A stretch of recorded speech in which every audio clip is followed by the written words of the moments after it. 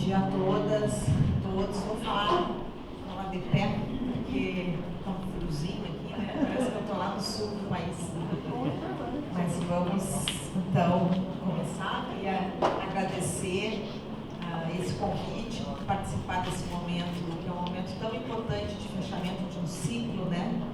E que celebra uma trajetória de 3 anos, mas ao mesmo tempo é um momento de afirmação aqui de compromissos quando a gente tem pessoas que representam o poder público, tanto em nível municipal como estadual, e aqui também a presença da colega do governo federal.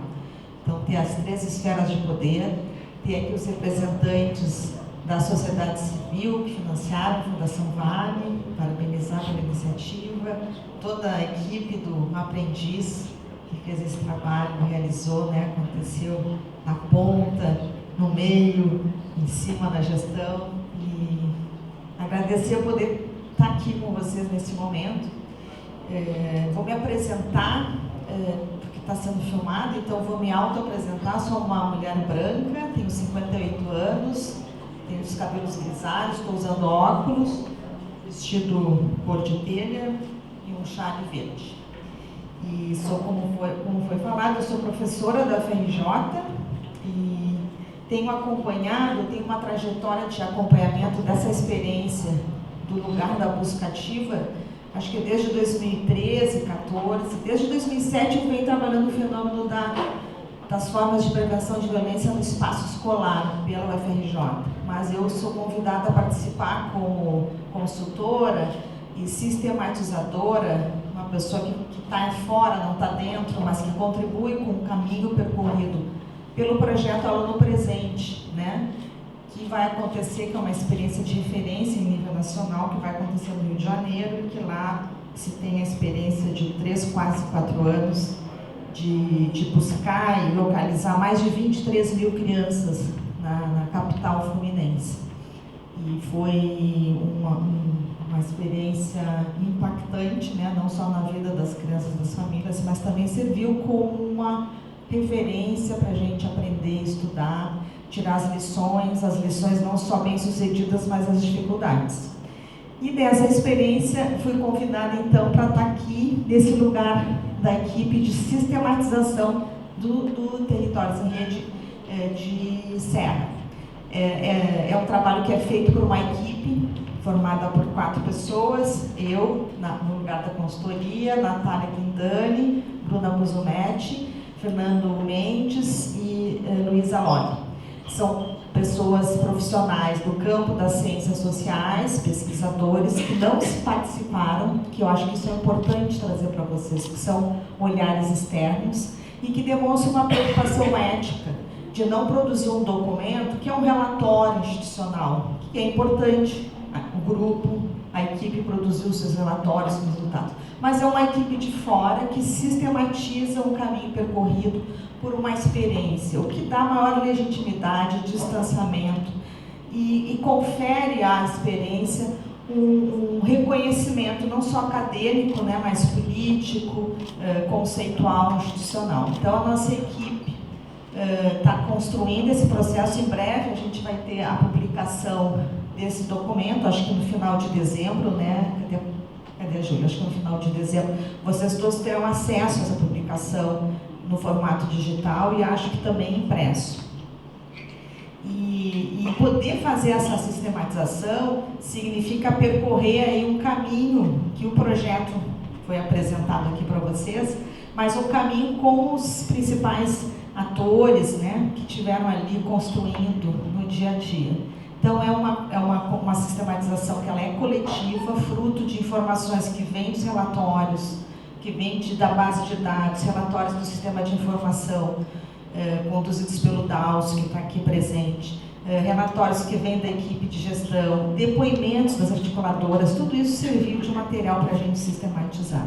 Essa sistematização, então, que vocês vão ter contato em breve, ela é uma memória da experiência, mas ela tem também a intenção de produzir evidências de que esse caminho que se percorre pode ser replicado, não no sentido de ter um guia de um passo a passo, mas de ser estimulador, inspirador para que outros municípios, outras realidades possam adotar esse desenho, essa metodologia. Então, esse é o propósito, né? E eu vou aqui extrair dessa experiência que eu estou aprendendo com vocês, com o Serra, eu vou extrair alguns elementos para trazer aqui para o público, para a gente pensar junto, para a gente refletir junto. Né? Um deles é que é inevitável o quanto essa experiência de 3 anos impactou a vida de crianças e famílias no município de Serra. E a lógica intersetorial foi fundamental. Não só a lógica intersetorial, mas o papel de mulheres articuladoras, referência, moradoras de Serra, com uma competência que não lhes foi dada na academia. Ser articuladora intersetorial não é um curso que se aprende, né? É algo que se vivencia. A gente não tem uma disciplina, a gente não tem uma graduação de articulação intersetorial local, com foco na questão da exclusão escolar. Essa expertise não é pouca coisa. Então, eu que sou professora no campo das ciências sociais, especialmente no campo do serviço social, acabo tendo que estudar sobre assistência social, saúde, educação, todas as políticas que configuram o campo do sistema de garantia dos direitos da criança e do adolescente. Mas essa rede de proteção social, que se expressa nas políticas sociais que atendem as crianças, nem todos os professores da licenciatura que estão lá na escola, lidando com as crianças, que tem formação em geografia, matemática, ele não tem muitas vezes a noção do que é o SUAS, ele não tem lá na sua formação a noção do que é o Programa de Saúde da Família. A diretora da escola, a orientadora, ela também muitas vezes não tem essa formação. Quem está lá na saúde, na enfermagem, muitas vezes não tem essa formação da importância da educação como lugar central, né? Como lugar de não só de garantir um direito à educabilidade, mas os outros direitos que essa criança tem numa concepção de educação. Porque o campo da saúde não discutiu o ECA. O campo da saúde não discutiu a questão das violações dos direitos da criança lá na formação do curso de enfermagem, muito menos na medicina. Então, se a criança chega numa situação de que no território dela teve conflitos de grupo armado e o posto de saúde fechou, ninguém da saúde registra no SINAM que essa criança sofreu violência. Não há no SINAM, vocês todos devem saber o que é o SINAM, Sistema de Informação de Notificação de Agravos. Se essa criança chega machucada, vai ter lá, sofreu violência doméstica. Se ela chega no hospital machucada, vai ter lá. Mas se ela não vai para a escola porque houve um conflito armado, a saúde não anota nada, porque ela não reconhece que aquilo é uma violação do direito que a criança sofreu de não ter acesso àquela cirurgia que estava marcada para ela há 6 meses para tirar uma íngua que ela nasceu lá no umbigo dela. E ela perdeu a cirurgia porque ela não pôde sair de casa. Isso não é revisto como uma violência. Então, o que eu estou trazendo aqui? Um desafio, né, que o Territórios em Rede enfrentou, que é de ter esse profissional. Esse profissional, esse articulador, ele não vem pronto, ele não nasce pronto. Então, eu queria aqui destacar o mérito dessa experiência, que é esse lugar da contratação, de seleção, que foi remoto. Imagina, em termos remotos, selecionar uma equipe e formar uma equipe, e qualificar essa equipe, e essa equipe ir para campo. Então, assim, são pessoas que eu acho que são raras no sistema das políticas do sistema de garantia dos direitos da criança e do adolescente. O Conselho Tutelar também deveria ter um pouco desse perfil, desse profissional que tem esse olhar intersetorial. Mas muitas vezes a gente não tem esse profissional. As equipes técnicas que estão ali trabalhando deveriam ter esse olhar. A assistência social também tem que ter um olhar intersetorial. A saúde também tem que ter. E a educação também. Então, cada setor tem lá nos seus princípios, das suas políticas, os SUAS, o SUS e todo o sistema da educação tem lá a lógica intersetorial. Mas é claro que as demandas são tantas que cada política tem vários programas e fica olhando, cada profissional fica olhando para o seu umbigo. Inevitavelmente, tamanhas são as tragédias que atravessam a população que usa os serviços públicos. E o que acontece? A assistência tem lá a questão do idoso, a questão da alta complexidade, da média complexidade, da baixa. O CRAS lida com populações em situação de pobreza. O CREAS já com alta complexidade, quando afeta violências mais complicadas no âmbito doméstico. E o tema de se está frequentando a escola, se não está, o Bolsa Família amarra. Mas é ali uma condicionalidade, a assistente social pode ter uma conversa, é importante manter as crianças, mas não é uma coisa que fica como central. Então, está ali dizendo, quase 90% das famílias que foram localizadas com crianças infrequentes ou fora da escola, tinha a figura da mãe solo. E onde é que está uma política de passe livre para essa mãe poder levar as crianças para a escola? Não adianta só ter o direito à passagem gratuita, se o município não garante o transporte escolar. E essa mãe não tem condições de buscar trabalho, mas ela também não tem creche para colocar os seus pequenos. E aí, como é que ela faz para levar o menino de 11, 12 anos que está saindo do fundamental indo para o 2? E aí a colega atrás. Aí que começa. Que essas são realidades diferentes. Tem a demanda da falta de vaga para as crianças que estão com 6, 7 anos. Muitas vezes essa mãe não consegue levar, porque ela não tem como levar, porque ela não tem dinheiro, não tem passagem. E não há uma política de apoio às mães solo. Isso é uma política que tem que vir do governo federal, porque a maioria são mulheres negras, periféricas, que não têm condições, e não há uma política vinculada à questão da prevenção da exclusão escolar. Então, esse é um dado. A assistência social está vendo isso. A escola não tem bem esse dado, porque esse dado foi fornecido pelo Territórios em Rede, mas esse dado não vai ser fornecido pela plataforma da Unicef. Essa preocupação com o perfil, o que está acontecendo com essa família? Porque para que o dado, né, Dalcio? Para que o dado? O dado subsidia, a cada reunião do comitê, informações dessas famílias. Então não adianta dizer, a família não está explorando, está colocando no trabalho infantil. A família não quer saber, a família não tem formação, o trabalho não tem importância, a educação não tem importância para a família, porque ela tem que sobreviver assim, mas o que a gente concretamente, enquanto gestor, pode oferecer de resposta imediata, emergencial, para além da cesta básica, para que essa mulher tenha condições mínimas. Então, a gente está tendo creche, em Marabá não tem creche para as crianças, e são as mães solos. Então, como é que ela vai acompanhar os que estão ali com risco de evasão, porque eles estão começando a se sentir livre, eles vão, andam com passagem. Então é um calor horrível. Aqui então que tem praia, um calor horrível, as escolas sem condições, sem atrativo. Como é que ele não vai para a praia? Como é que ele vai sair de dentro da Rocinha, pegar um ônibus Sardinha, falo a Rocinha, e tem praia no Leblon, tem São Conrado, e ele vai para uma escola hostil, num bairro da Gávea, que não quer receber eles. Eles vão para a praia.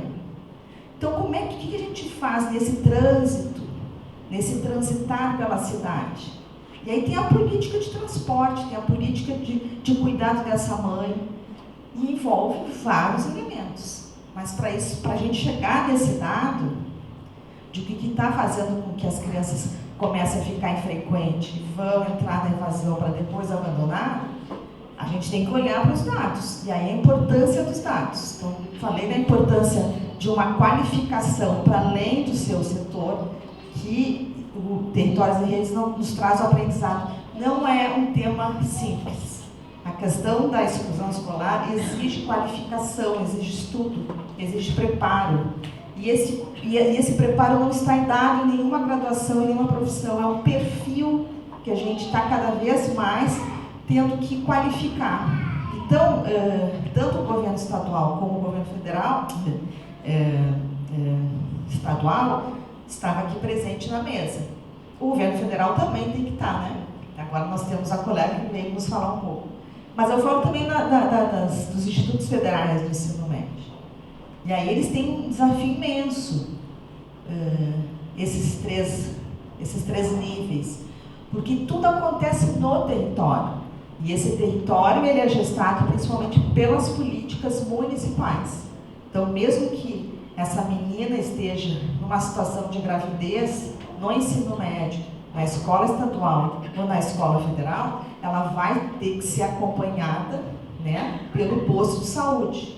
Então, a escola estadual ou a escola federal precisa trabalhar com a rede de serviços municipais. Essa articulação não é alguma coisa fácil. O município, então, tem um certo privilégio, porque os atores municipais deveriam, em tese, estar mais integrados. Mas aí vem a exigência de uma abertura para a temática. E a abertura para a temática é quando o tema, nenhuma criança fora da escola é aceitável. Como a colega falou, nós temos aqui 75%.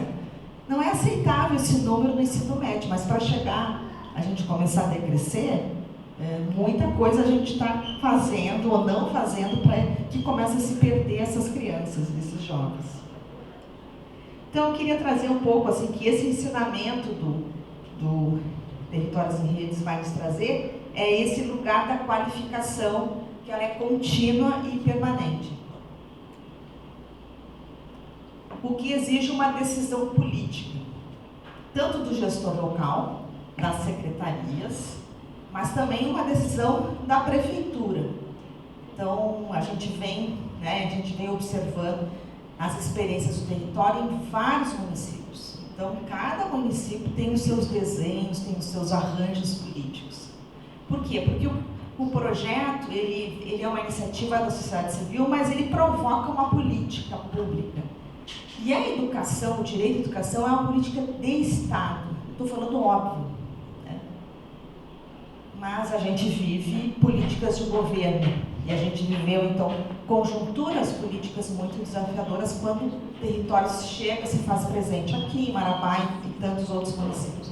Atravessado por uma crise, alguns vão chamar de policrise, que era a crise sanitária, a crise econômica e a crise política. E período de eleição. E agora a gente vai viver também um novo período de eleição. Então, todos esses movimentos das conjunturas políticas atravessam, interferem as políticas de Estado, que deveriam ser fundamentais para garantir os direitos mínimos básicos das crianças e adolescentes, aqui tendo a educação como eixo central. Então, quando eu falo educação como eixo central, que no meu entendimento, eu não quero ser dona da verdade, eu acho que a educação ela é central na questão da fruição e do acesso a outros direitos das crianças e adolescentes. Por onde que a gente garante? Eu acho que é pela educação. A educação tem que ter um lugar que não é só, a escola não tem que dar conta, a escola tem que ter um perfil e uma capacidade de desenvolver um trabalho de articulação intersetorial, o que exige dos gestores, dos diretores, né, uma capacidade política na articulação, mas também uma liderança política na condução do governo estadual e do governo nacional que legitime essa educação para além do sistema escolar. E essa educação ela é uma agenda que tem que estar na assistência, tem que estar na saúde, tem que estar no sistema de transporte. Mas a Secretaria de Educação, ela é central, né? Ela é fundamental para olhar e para conduzir. E aí a gente tem um problema político, porque tem secretários, secretárias que estão com outros interesses, que não querem que aquele secretário que vai sentar em educação tenha um brilho maior. Então, esta é o grande desafio nosso, um dos grandes, né, no âmbito da conjuntura política, da cultura política.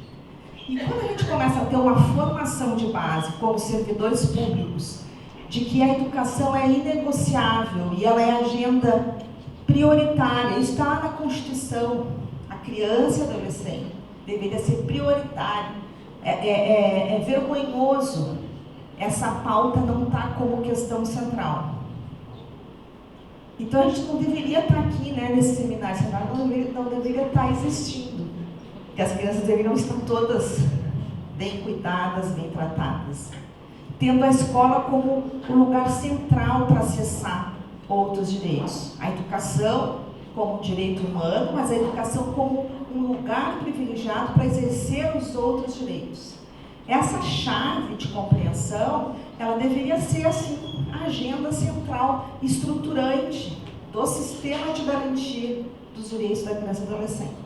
Então, assim, tanto esse eixo central, e claro que a assistência tem que ter um olhar, a saúde tem que ter um olhar, o sistema de transporte, a questão da habitação, a geração de renda.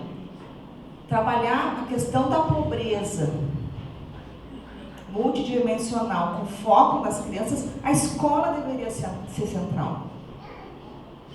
Né? Isso é uma leitura, né, que alguns profissionais fazem, eu gostaria de trazer para vocês.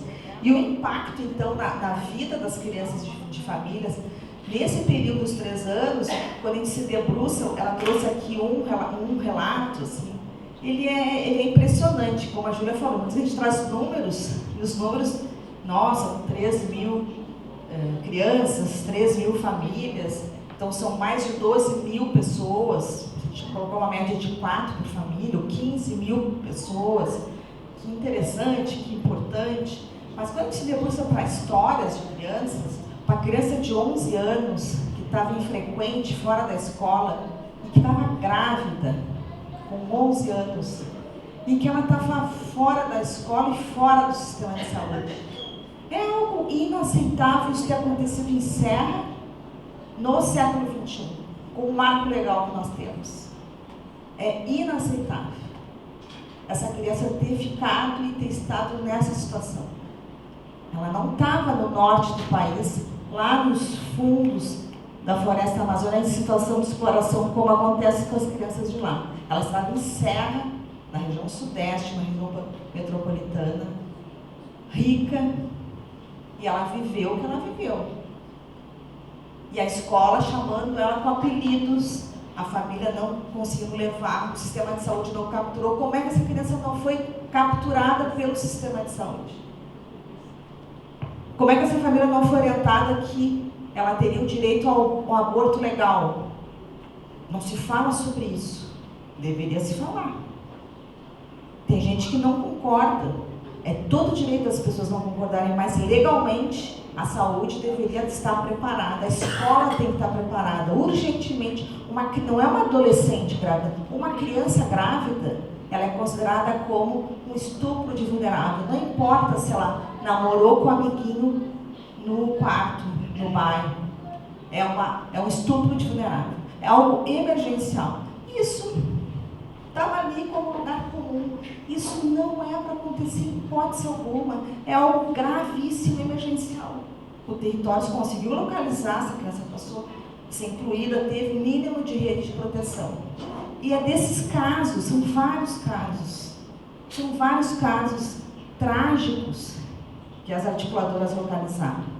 Para além de conseguir documento, retorno, vaga na escola, falar, pedir para voltar, ter toda uma habilidade de mediação. O menino está sofrendo bullying, porque tem uma outra identidade, mudou de gênero, não teve escuta, não teve acolhida. Aí a mãe não tinha condições, a mediadora foi lá, conseguiu colocar no EJA, porque já tinha idade, passou a estudar de noite, com 15 anos, mas estava me sentindo bem. Mas não era para ele ter saído dessa rede, né, com 15 anos. Ele não estava ainda no ensino médio. Mas foi para o EJA. Não é a saída.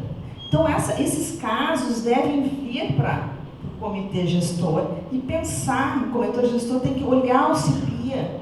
O CIPIA alimentado em Serra. Vocês sabem o que é o CIPIA? É o Sistema de Informação produzido pelos Conselhos Tutelares. O que são os Conselhos Tutelares? É a porta de entrada das violações. As crianças que estão em situação de violações, e a frequência e a evasão é uma notificação obrigatória ao Conselho. Se o CIPIA funcionasse, a gente teria dados em tempo real do que está acontecendo nesse bairro, nessa região. E essa informação o Conselho passaria para o órgão competente, que não é ele que tem que resolver, mas ele precisa provocar e proteger, provocar as políticas, provocar o poder público e proteger os direitos dessa criança. Então ele precisa produzir esses dados. A gente tem que formar os conselhos tutelares. Tivemos eleições agora. E eles estão formados para mexer nesse CIPIA? Eles estão formados para produzir esses dados? O poder público está formado a solicitar os dados do SINAM, do CIPIA, além do Bolsa Família, além do que o DataSUS produz? Tem os sistemas que cruzam esses dados? Então, esse é um desafio. Primeiro eu falei da formação, segundo do sistema de informação, de cruzamento, com o quê? Com a lente, com foco nas crianças, nas famílias e nos territórios que estão ali chamando atenção, precisamos de atenção, porque as crianças estão sendo perdidas, ou para o tráfico, ou para o trabalho infantil, ou estão morrendo no trânsito. Além da situação da insegurança alimentar. Então, esse é um outro aprendizado e uma outra contribuição que eu considero assim, relevante que o Territórios em Rede deixa. Porque quando produz os dados que Júlia trouxe, produz os dados não é simplesmente só para mostrar o perfil. São dados trazidos, informações pelas famílias. Não é a equipe que chegou, a família que definiu, a família que apresentou.